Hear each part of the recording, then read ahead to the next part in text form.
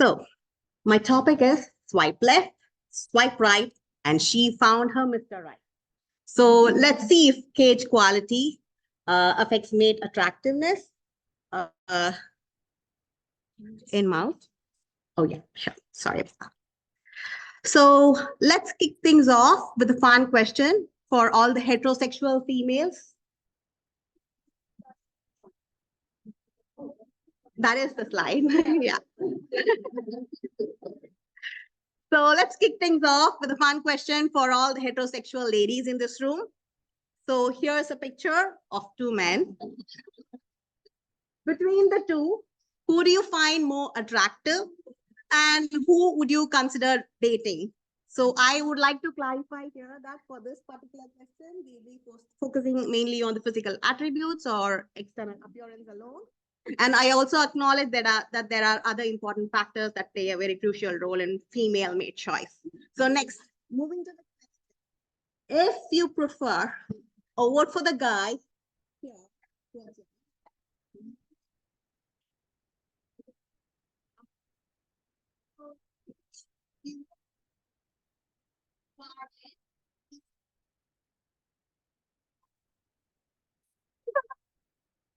oh, bummer. So these are actually pictures of the same guy. So he is an actor, and Google ranked him as one of the top most handsome men in the world. So this indeed shows that females are super picky. They won't settle for guys who look stressed or not so sexy, even if it is the same person. Interesting, isn't it? So now let's see what female mate choice is about and why females are picky. So female mate choice is a dynamic process that allows individual females to selectively mate with males that display a preferred set of traits, and females have evolved to choose their mate and are generally the pickier sex. Why? Because females have to guard their reproductive resources more than the males and invest more energetically in production of each gamete, and often they also provide parental care, especially in mammals. Females will choose the showier, stress-resistant male, and the preference is based on physical attributes like body condition, size, coloration, and courtship displays like elaborate dance, posturing, or even fighting between the males. So various animals, including mice, use vocalization in courtship, ranging from simple calls to complex songs. So what happens in a stressful scenario? How do females choose their mates then? So let's have a look at an illustrated example of how stress, especially nutritional stress, could affect female mate choice. So let's consider finches experiencing nutritional stress, for example, and here the female encounters two potential mates. So male one sings an attractive, complex, elaborate song and performs his courtship displays, indicating stress resistance, high genetic quality, territory ownership, and fitness despite challenging environment conditions. Whereas male 2 sings a less complex song, indicating poor genetic quality, and he appears less attractive to the female. So here, the female ends up choosing the male one. So direct selection benefit females by improving their survival or fecundity, like gaining better territory, more resources, or more parental care. Indirect selection benefits offspring fitness, enhancing offspring viability or attractiveness. So stressed males have lower mating success. Then what about stress in captivity? In AZA breeding programs, only 20% of the recommended pairings across over 200 taxa resulted in successful matings. So the issue is that animals in zoos and captive breeding centers are often housed in small, barren enclosures where they lack opportunity to express species-specific behaviors such as foraging, hunting, exploration, leading to frustration and stress. This also includes loss of natural mating ability and lack of opportunity to engage in free mate choice. And sadly, their welfare is compromised when they are in captivity. So the key messages here are zoo enclosures are often small or barren compared to the wild. Zoos have high reproductive failure rates, and everyone knows that stress reduces gametogenesis and libido. And so maybe that explains captivity stress and reproduction failures. But then could housing stress affect male attractiveness too?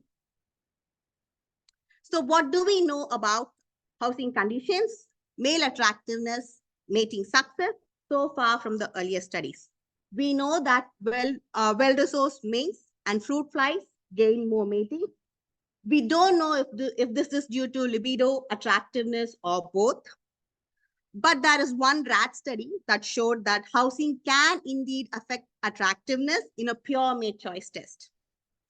Though the females were in estrus, we don't know if the females just like novelty since they were all themselves from conventional housing. So we wanted to see if housing conditions affected mate attractiveness in other species. So for this, we decided to use mice as model. Why do mice make great model? Is because females show mate choice, preferring males who are healthy, who have survived a longer time, and who sing complex songs. Because mice sing just like birds, but hear only in ultrasound. So the housing conditions of mice are known to affect their welfare.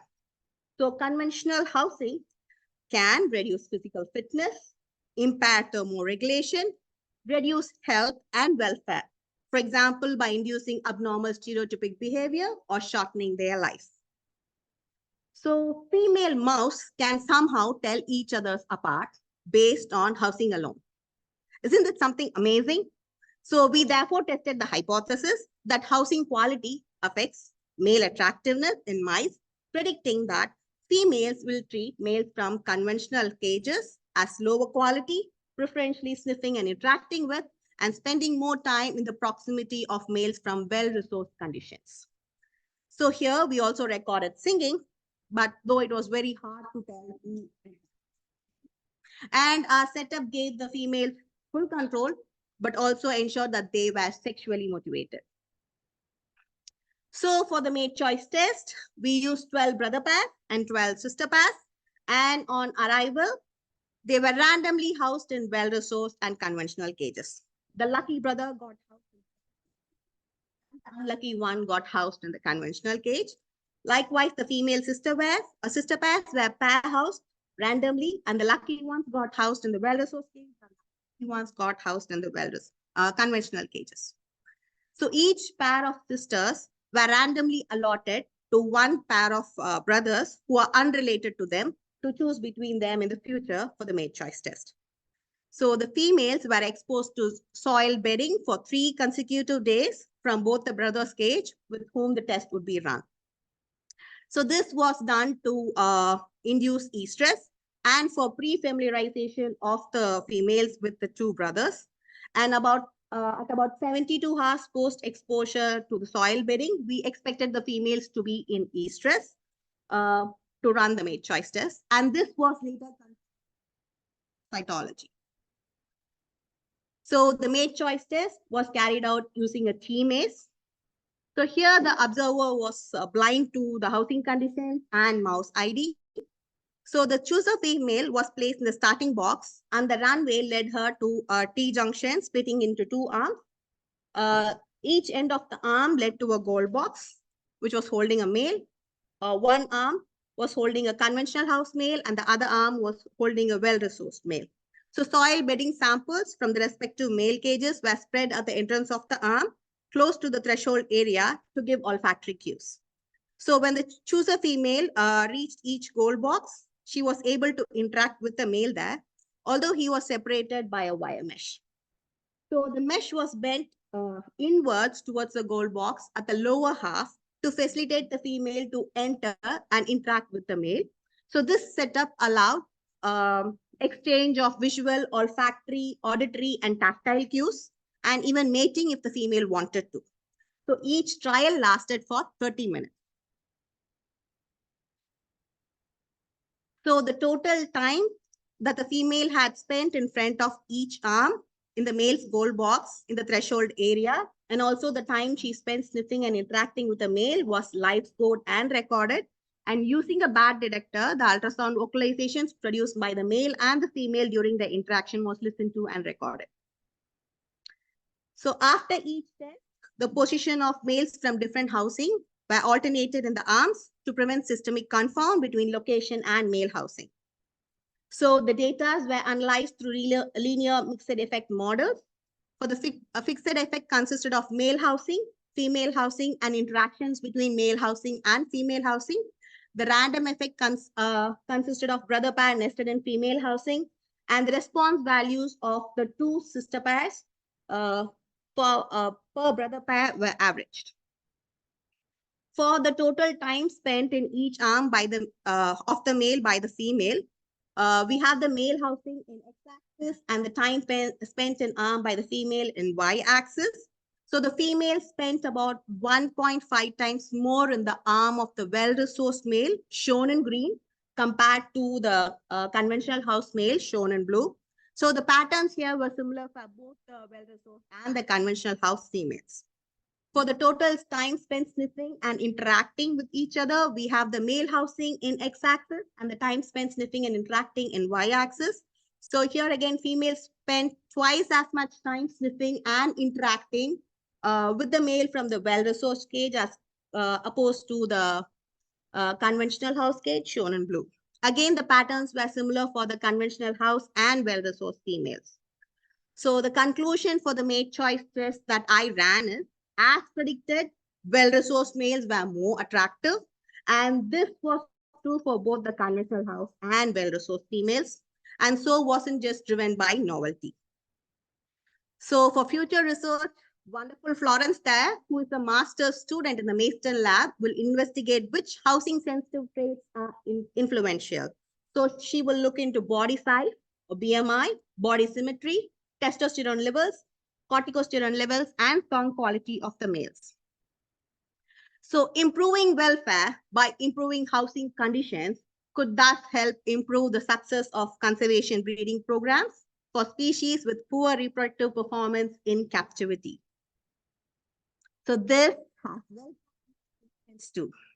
So females are often being asked to mate with males they might find stressed or unattractive. Is this a welfare? Something for us all to think about.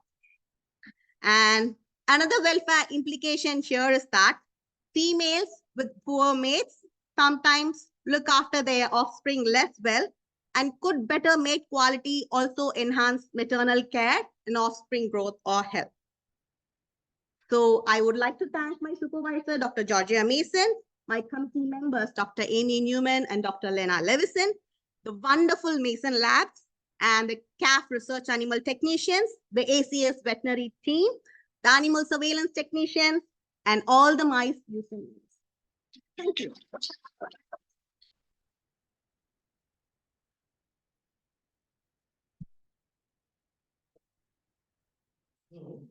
I see a question in the back.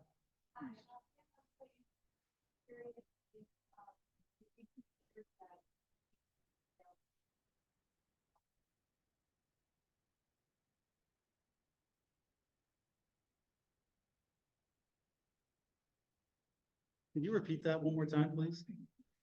I'm curious if the male enriched might draw some cells of the enriched cells that might smell of the male that would explain female. Okay.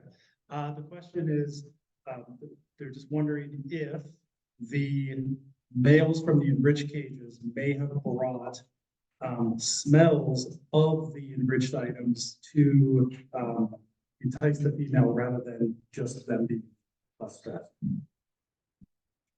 Well, that is a wonderful question, and that would be a potential future research because we didn't actually look into that. But yes, that might be considered as one important topic for future research. Tina, did you want to ask a question? That was my.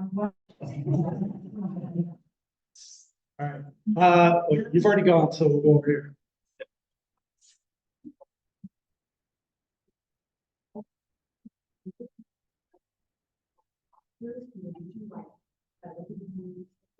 Was like the smell of the garden, and then the food concept. We were doing which one of these seven factors is that the most, which was. Okay, the question is, which aspect of the male is it going to be which breeding factor, so the smell or their vocalizations will impact their choice the most? That is an amazing question. For that, I'll answer you with the response that I got from a 6-year-old. Okay, so I was running these slides across my 6-year-old daughter, and I showed her the first slide of the two men and asked her which male would she prefer. You know what she said? She said, I cannot choose by the arguments alone. So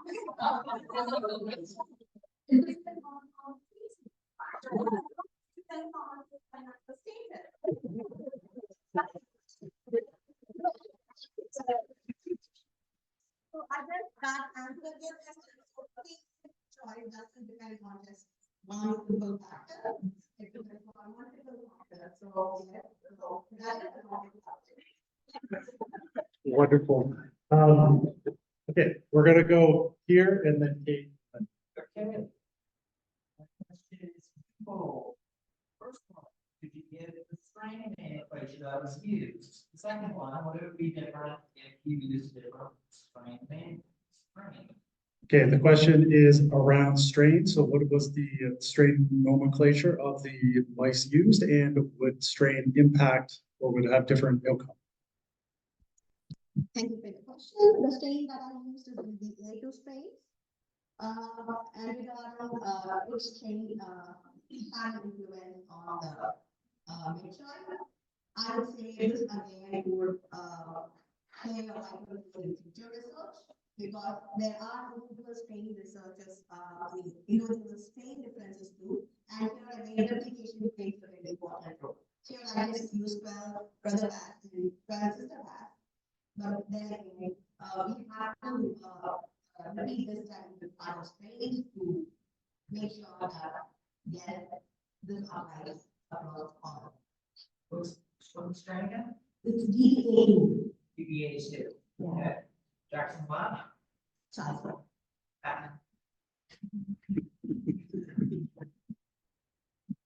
I was wondering too, your parent environment in contrast to your British environment, relative to these elections, on this phone, physiology. And you mentioned nutrient deprivation so your parent environment, mice would have higher nutrient than your furnace. You consider that? So with the question is, have you considered the nutrient requirements with respect to the males, because the males in the deprived setting will have higher requirements? Yeah. So to answer that question, our mice in both type of housing conditions were given ad libitum pellets.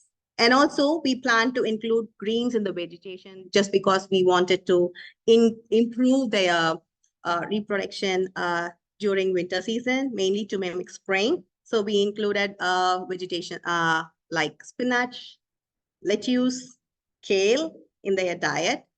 But then again, there was no improvement on the conventional house male side. So